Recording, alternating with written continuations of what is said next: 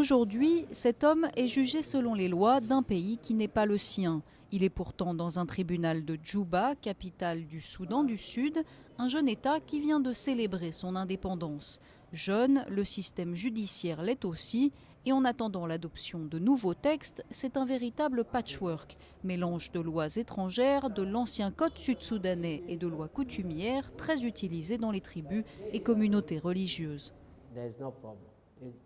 Il n'y a pas de problème. Si l'affaire rentre dans le droit coutumier, on applique celui de la tribu en question. Et s'il s'agit d'un chrétien, on applique celle-là, etc. Pour cette affaire de propriété, par exemple, le jugement se base finalement sur les lois du Nord-Soudan. Même si nous manquons de lois dans beaucoup de domaines, nos tribunaux pallient ce manque en appliquant les principes soit des lois internationales, soit des lois d'autres pays, jusqu'à ce que le vide soit comblé.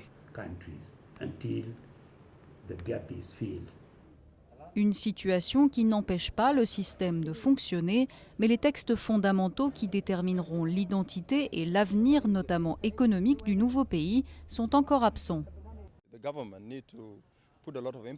Le gouvernement doit mettre l'accent sur la création d'un environnement. Les lois aident, mais ne suffisent pas.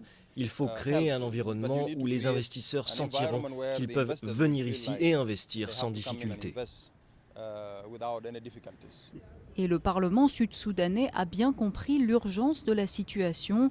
Depuis l'indépendance du pays, le 9 juillet dernier, il a voté plus de 400 nouvelles lois dans des domaines tels que la propriété intellectuelle ou encore la famille.